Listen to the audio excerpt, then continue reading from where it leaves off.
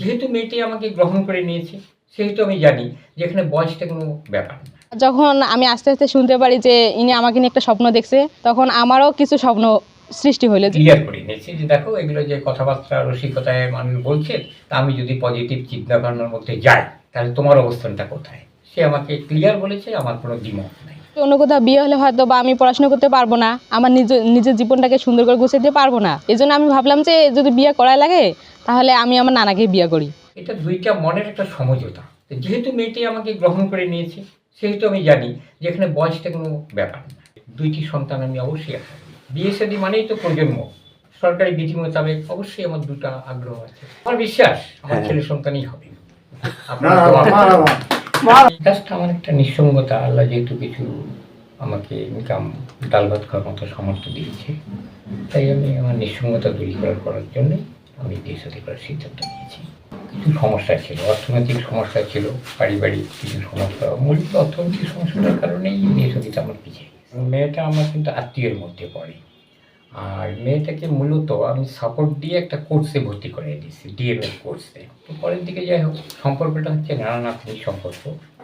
হঠাৎ করে রসিকতার মাধ্যমে জিনিসটা এসে গেছে। তার যুক্তি হলো দুইটা, যে আমি যদি এখানে আত্মীয়তা করি তাহলে আমার পড়াশোনা করা সুযোগটা থাকবে। আর তার বাবা কিন্তু বারবার তাকে বিয়ে দেওয়ার জন্য খুব চাপের মুখে পেয়েছে।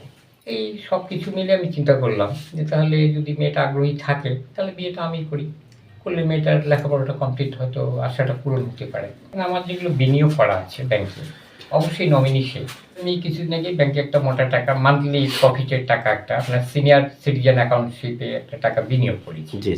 এটার নমিনি কিন্তু মেয়েটা হবে। কাজে যখন আমি যদি মারা যাই তাহলে নমিনি হিসেবে সেই টাকাটা সে পেয়ে যাবে, এবং সেটা প্রায় আপনার মোটামুটি ভালোই আছে।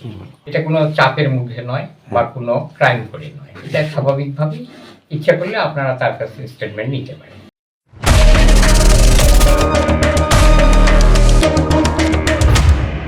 সেগুলো আমার নাতির শালী, সেই দিক থেকে সম্পর্কটা ভালো ছিল, তাই তাকে আমি সহযোগিতা করার সুযোগ পেয়েছি। তার সঙ্গে ক্লিয়ার করে নিয়েছি যে দেখো এগুলো যে কথাবার্তা রসিকতায় মানুষ বলছে, তা আমি যদি পজিটিভ চিন্তা ভাবনার মধ্যে যাই তাহলে তোমার অবস্থানটা কোথায়? সে আমাকে ক্লিয়ার বলেছে, আমার কোনো দ্বিমত নাই।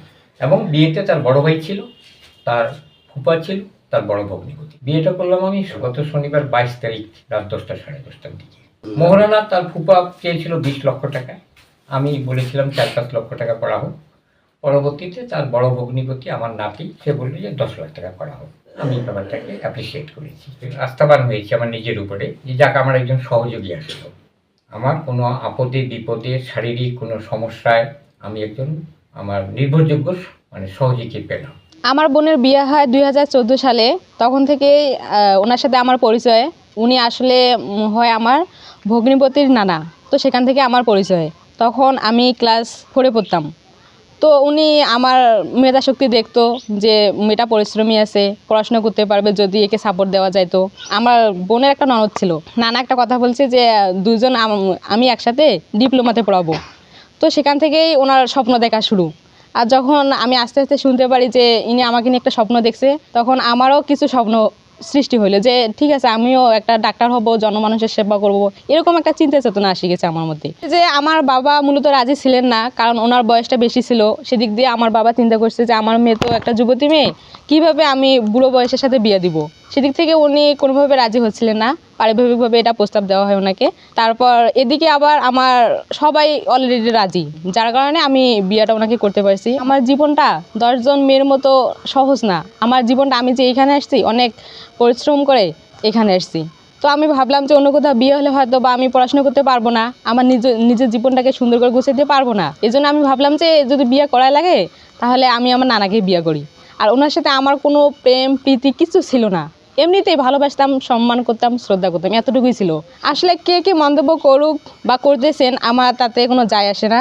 আমি আলহামদুলিল্লাহ ভালো আছি, আর আশা রাখি যে ওনার সাথে থাকলে আমি ফিউচার পর্যন্ত ভালো থাকবো। আমাদের চোখে খুবই ভালো হয়ে গেছে। চাচা যেহেতু নাতনি বিয়ে করছে, আমাকে অনেক ভালো লাগছে।